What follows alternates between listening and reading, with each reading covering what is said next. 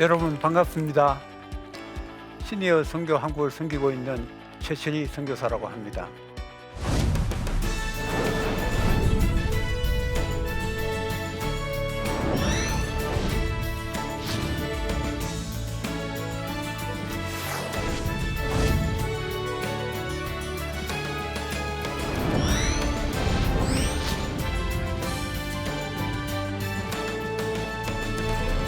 이 시간에는 시니어 선교사의 사역과 자세라는 제목으로 시니어 선교사에 대한 전반적인 사항들을 여러분과 함께 나누어 보려고 합니다.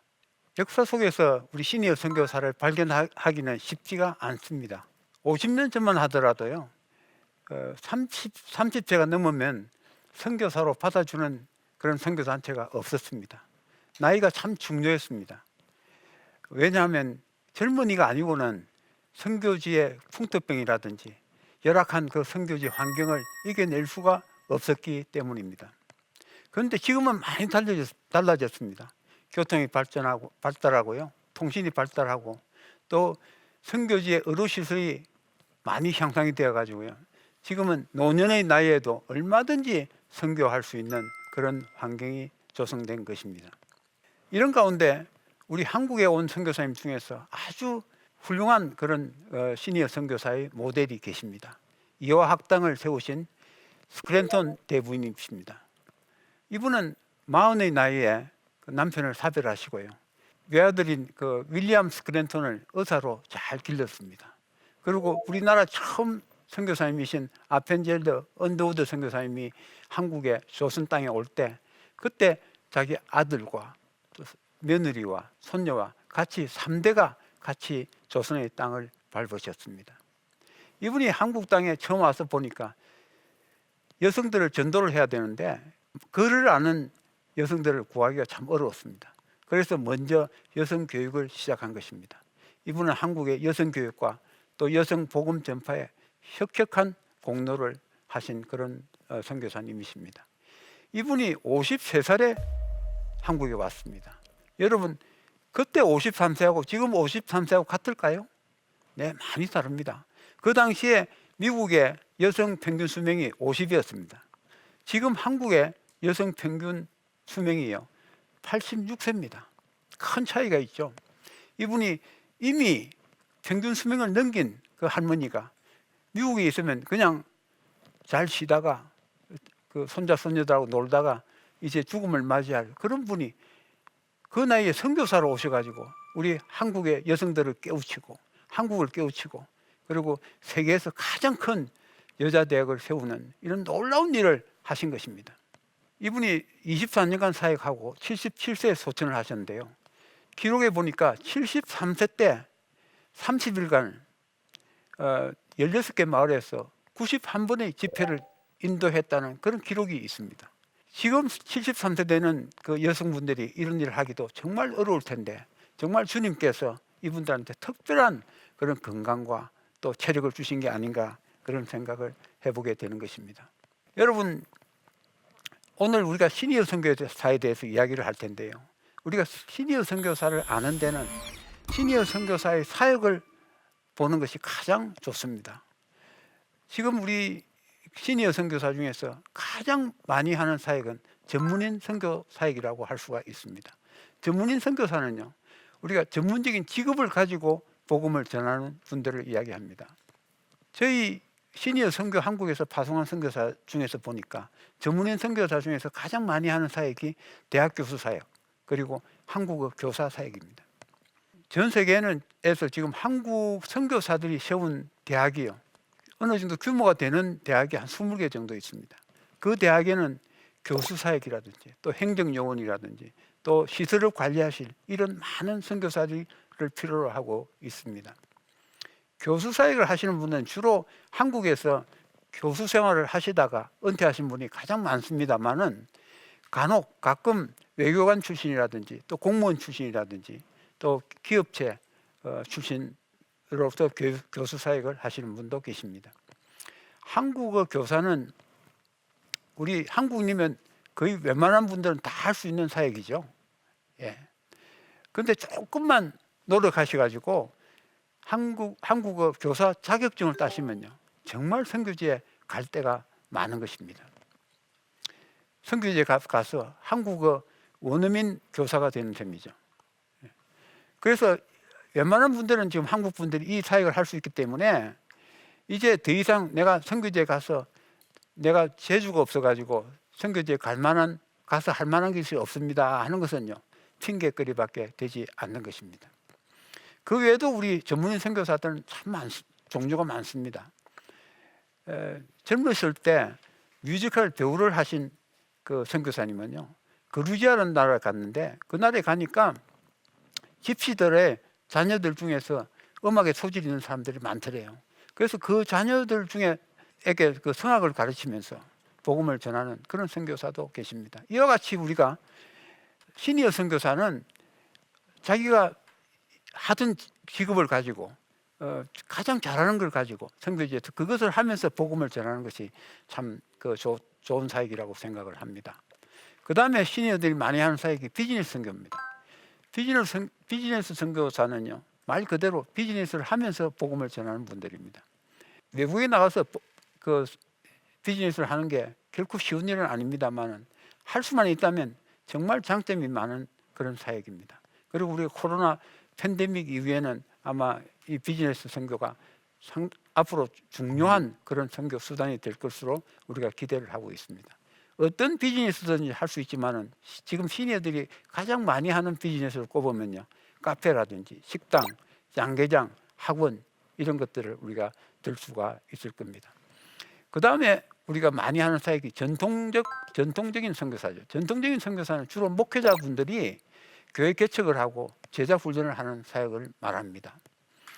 은퇴한 그 목사님들, 또 조기 은퇴하시고 가서 하시는 목사님들, 그런데 평신도들도 목사님들을 모시고 이런 전통적인 선교 사역을 할 수가 있는 것입니다. 어떤 그 목사님께서는 자기가 현직 그 담임 목사로 계실 때 자기가 여러 선교지를 다니면서 선교 활동을 하시다가 은퇴하면서 한 2군데를 골라가지고 집중적으로 다니면서 순회하시면서 선교하시는 목사님도 보았습니다. 그 다음에 시니어들이 많이 할 수 있는 사역이 재능 기부 선교입니다. 이것은 자기가 잘하는 자기 재능을 가지고 선교지에 가서 복음을 전하는 그런 사역인데요. 예를 들어서 예향회라는 단체가 있는데 그 단체는 침수를 하면서 선교를 하는 단체입니다. 매년 한 서너 차례 전 세계를 돌면서 자기들이 가지고 있는 침술로 그 환자들을 치료하고 또 복음을 전하고 합니다.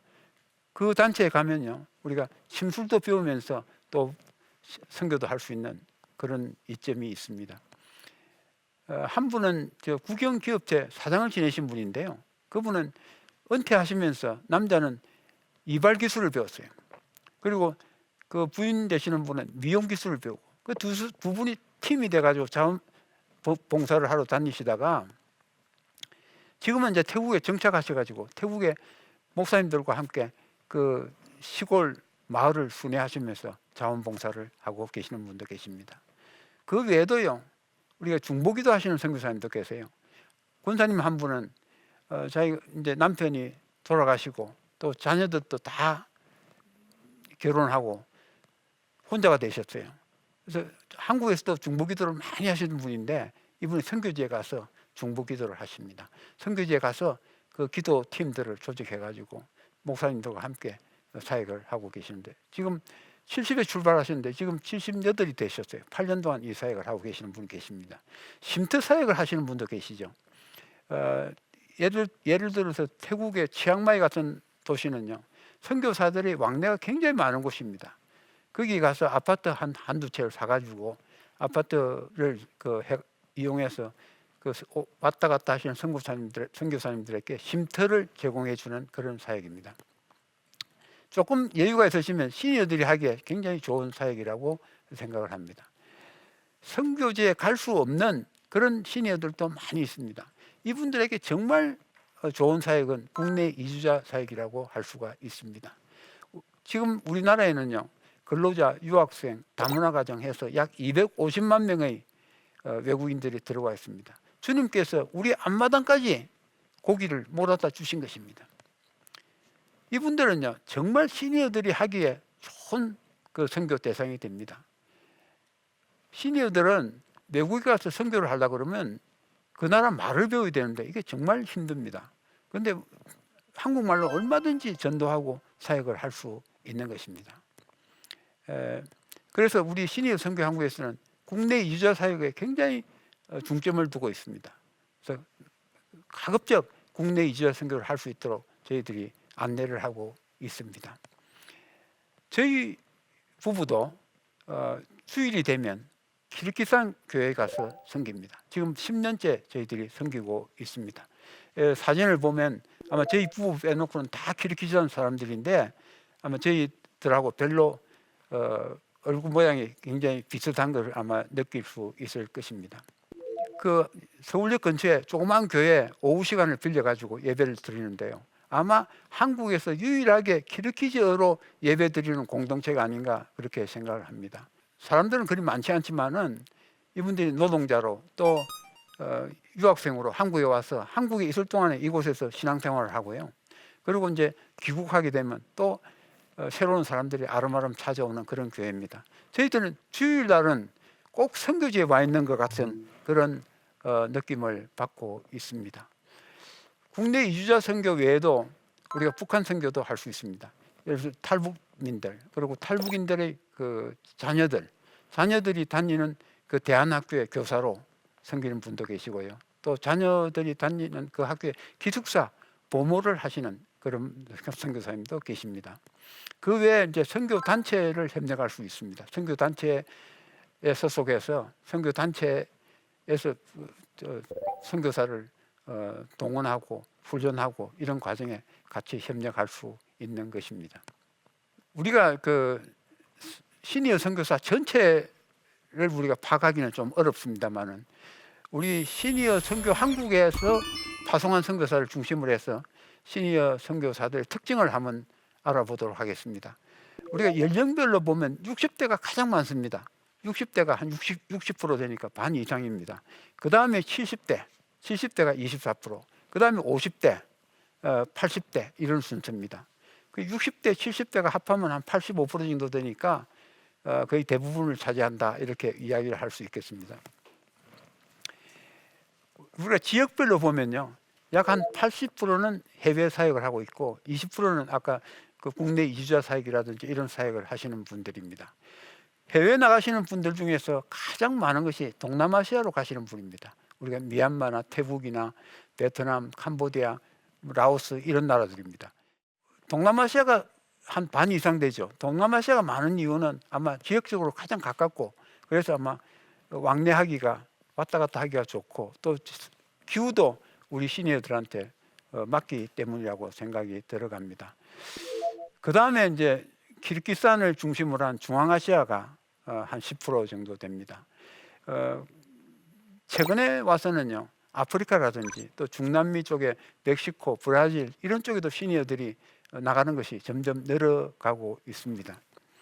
사역별로 보면요, 대학 교수 사역이 가장 많고 20% 정도 되고 그 다음에 한국어 교사 관련 사역이 한 10% 정도 되고 그 다음에 이제 유치원들, 초등학교 뭐 이런 걸 합쳐가지고요, 시니어 사역 중에서 약 3분의 1이 교육에 관한 사역입니다. 그래서 시니어들은 교육 사역이 가장 많다 이렇게 여러분이 이해를 하셔도 좋을 것 같습니다. 시니어 선교사들은 장점이 참 많습니다.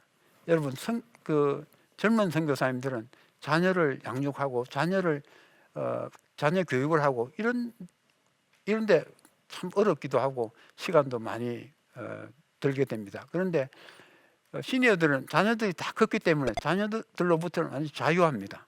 오히려 자녀들로부터 후원을 받는 분들도 꽤 있습니다. 재정적으로는 노후 자금이라든지 연금을 가지고 있는 분들은요, 교회 후원을 받지 않고 자비랑을 할 수 있다는 그런 강점이 있습니다. 실제로 저희 그 시니어 선교 한국의 선교사들은 거의 대부분이 그 자비랑을 하고 있다고 말씀을 드릴 수 있습니다. 지금 나오는 이 시니어 선교사들은요, 우리가 70년대, 80년대 한국 그 경제가 아주 성장할 때, 그리고 한국 교회가 크게 부흥할 때, 그때 다 주역들입니다. 그래서 그런 과정들을 겪으면서요, 그 가졌던 다양한 경험들, 지식들, 전문성들, 인맥들 이런 걸 가지고요, 정말 그 독자적인 사역을 하지 아니하고 기존에 있는 선교사님을 도우고 그분들하고 협력하는 이런 사역을 한다면 정말 좋은 사역을 할 수 있다고 생각을 합니다. 시니어 선교사들의 약점도 있죠. 가장 어려운 점은 언어 문제입니다. 물론 사람에 따라서 차이는 있습니다만은 전반적으로 젊은 선교사들에 비해서 언어를 습득하는데 시간이 많이 걸립니다. 그렇다고 해서 우리가 선교를 하는데 언어를 피해갈 수는 없는 것입니다. 그래서 우리가 장기적으로 가시는 시니어 선교사님들에게는 가서 사역하기 전에 한 1, 2년 동안 언어에 집중해서 언어를 배우도록 그렇게 권유를 합니다. 그런데 우리 시니어 선교사님 중에 많은 선교사님들이 한 2년, 3년 이렇게 단기로 가시는 분들이 많습니다. 이분들이 가서 언어만 배우고 올 수는 없죠. 그래서 이분들은 가서 한 몇 달 동안 그 생활하는데 필요한 언어만 배우고 그 다음에 천천히 배울 수 있도록, 그리고 같이 있는 그 선교사님 도움을 얻도록 그렇게 권유를 하고 있습니다. 열심히 시니어 중에서도 아주 열심히 그 언어를 배우시는 분도 있습니다. 제가 선교지에 있을 때요, 79 되신 선교사님도 오셨어요. 굉장히 늦게 오신 거죠. 근데 이분이 오셔가지고 러시아 말을 배우는데요, 하루에 15시간씩 공부를 한다고 그래요. 여러분 꼭 대학 입시 준비하시는 거 무슨 학생 같지 않습니까? 복음을 전하고 싶은 그 열정에, 그런 마음으로 언어를 공부하는 그런 느낌을 제가 받은 적이 있습니다. 그 다음에 또 시니어들은요, 건강검진을 해야 되든지, 또 가족의 행사가 있다든지, 재산 관리를 해야 되든지, 이렇게 자주 해결해야 될 문제가 국내에서 있습니다. 그래서 우리가 5년, 6년마다 1년씩 안식년을 가기보다는 오히려 1년에 한 달 정도는 한국에 와서 이런 문제들을 해결할 수 있도록, 안식을 쓸 수 있도록 그렇게 유도를 하고 있습니다. 시니어 선교사들한테 정말 걸림돌이 되는 게 있다면 아마 나이와 건강이 아닐까 생각합니다. 저는 이 시간 여러분한테 이 나이와 건강을 뛰어넘은 두 분을 소개해 드릴까 합니다. 김 선교사님은요, 대형교회 장로님으로 은퇴하셨어요. 73세의 나이에 일본의 노방전도를 가셨어요. 올해 86세입니다. 13년 동안 사역을 하셨죠.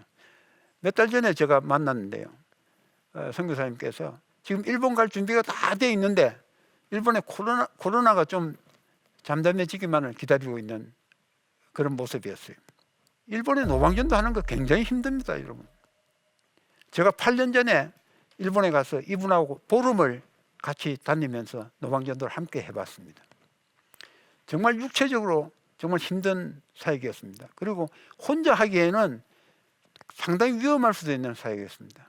그렇지만 주님께서 13년 동안 이분의 건강도 지켜주시고 안전도 지켜주신 것이라고 믿습니다. 일본은 물가가 비싸기 때문에 여관이나 호텔에 가서 잘 수가 없죠. 가서 가방을 끌고 다니면서 일본 교회에 들려가지고 주무시고, 그리고 먹는 것도 물론 사 먹기도 하십니다만은 일본 교회에서 혼자 요리를 만들어서 잡수시는 것도 제가 여러 차례 본 적이 있습니다. 정말 젊은 사람들이 하기 어려운 몸을 던지는 그런 사역이라고 저는 생각합니다. 이분은 호주에서 오신 시니어 선교사이십니다. 여수에 가면 MTI 선교훈련이라고 있는데요, 거기는 영어를, 선교사가 되고자 하는 사람들에게 영어를 가르치는 곳입니다. 합숙훈련을 하면서 아주 단기간에 영어를 향상시킬 수 있는 그런 훈련원인데요, 그곳에 그 영어권에서 선교사님들이 여러 명 오십니다. 그 중에 한 분이 조한 선교사님이십니다. 이분을 제가 만난 것은 15년 전에 만났는데요, 그때 이분의 나이가 77이었습니다.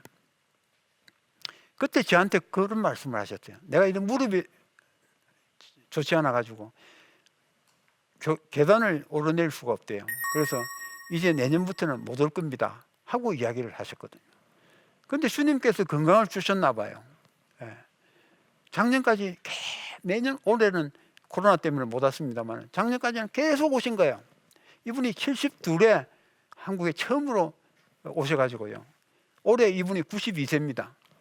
91세까지, 작년까지 19년 동안 한국에 와서 선교사들에게 영어를 가르치신 거예요. 여러분, 아까 80대 후반에 일본에서 노방전도 하시는 선교사님, 그리고 90대 초반에 한국에 와서 영어를 가르치는 선교사님, 이 두 분을 갖다 우리가 보면요, 정말 하나님께서 함께 하시고 하나님께서 지켜주시면요, 우리가 나이와 건강도 우리가 뛰어넘을 수 있다 하는 것을 우리가 볼 수가 있는 것입니다. 정말 중요한 것은 저는 헌신하려는 그런 열정이라고 생각하는 것입니다. 우리가 선교사가 되기 위해서 훈련을 많이들 합니다. 그런데 시니어 선교사들 중에서 선교 훈련을 받지 않고 가시는 분이 간혹 계세요. 여러 가지 이유가 있을 겁니다. 제가 평생을 신앙생활을 했으니까 훈련을 받지 않아도 될 거다 하는 분도 계실 거예요. 또 어떤 분은 선교지에 내가 여러 차례 가보니까 저 정도 사역하는 거는 내가 훈련을 받지 않아도 할 수 있겠다고 생각하시는 분 같아요. 또 내가 너무 늦었는데 지금 시간도 없는데 또 훈련까지 받아야 되느냐고 그렇게 또 하지 않는 분도 계실 겁니다. 그런데 여러분, 시니어들은요, 세상에서 지낸 시간이 많기 때문에 그만큼 우리가 벗어버릴 것도 많고 내려놓을 것도 많은 것입니다. 그리고 또 타문화권 사역 훈련은 꼭 해야 되는 것입니다. 우리가 일단 선교사가 되겠다고 생각한다면요, 스스로 내가 시니어니까 하고 자기 수준을 스스로 낮추면 안 된다고 생각합니다. 이 하나님의 눈높이에 맞춰가지고 자기 스스로 높일 수 있도록 선교 훈련을 반드시 받고 갈 수 있도록 하는 것이 바람직합니다. 또 가끔 보면 선교 단체 소속을 안 하고 가시는 시니어들 분들 계십니다. 그런데 가급적 시니어들도 선교 단체에 꼭 소속해서 가는 것이 바람직합니다. 교단 선교부라든지 독립 선교 단체라든지 아니면 시니어 선교 한국에서 파송을 받을 수가 있습니다. 여러분, 이런 단체에 파송을 받아가지고 이 단체에서 훈련도 받고 케어도 받고 또 행정 지원도 받는 그런 것이 바람직하다고 생각을 합니다. 우리 그리스도인들은 누구나 다 필요한 거지만은 시니어 선교사님들한테 특별히 필요한 것을 하나 꼽으라면 저는 섬기는 자세라고 말씀드리고 싶습니다. 우리 시니어들은요, 교회에서나 직장에서나 가정에서 섬김을 받는 쪽에 많이 숙련된 그런 분들입니다. 그래서 그렇지만 우리가 경험이라든지 지식이라든지 전문성이라든지 이런 건 좀 떨어지더라도요, 시니어 선교사들이 섬기는 자세가 되어 있으면 우리는 좋은 선교를 할 수 있다고 생각을 하는 겁니다. 교회에서도 마찬가지입니다만 선교지에서도 우리가 섬기는 자세와 돕는 자세로 우리가 서 나가시면요, 싫어할 사람이 없습니다. 다 좋아하고 옆에 모여드는 것입니다. 시니어 선교사들이 선교지에 온다 하는 이야기를 들으면요, 일부 젊은 선교사님들이 좀 짐스러워하고 부담스러워할 수도 있다는 것을 우리가 염두에 둬야 됩니다. 그것은 우리가 오랫동안 사회생활을 하는 과정에 생긴 그 시니어들의 권위의식이라든지 고착화된 사고가 있기 때문에 시니어들은 특히 젊은 분들을 우리가 대할 때 참 배려하고 또 부담을 주지 않도록 힘써야 되는 것입니다. 우리가 시니어 선교사들이 선교지에 갈 때요, 그 기존 선교사님들 만나면 나이도 차이가 많고 또 세상 경험도 많습니다. 그렇지만은 선교의 경험은 그분들이 더 많습니다. 그래서 그분들을 우리가 선배로 여기고 겸손하게 그분을 배우는 자세로 대하는 것이 바람직하다고 생각을 합니다. 앞으로 그 시니어 선교의 그 방향은요, 전망은요, 앞으로 아마 시니어 그 선교가 지금과 같이 그 증가 추세로 아마 한동안 가지 않을까 그렇게 예상을 합니다. 우리가 1955년에서 태어나서 63년까지 태어난 분들을 우리가 베이비 붐이라고 부릅니다. 한 700만 명에서 800만 명에 해당하는데요. 이분들이 거의 지금 60세 가까이 돼 가지고 은퇴를 지금 한창 하고 있는 그런 상황입니다.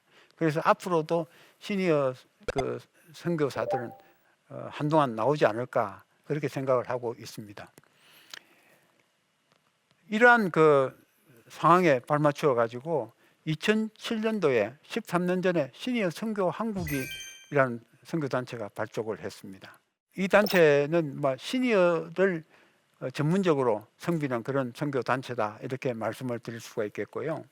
지금까지 100명이 넘는 선교사님들을 국내외에 파송을 하고 있습니다.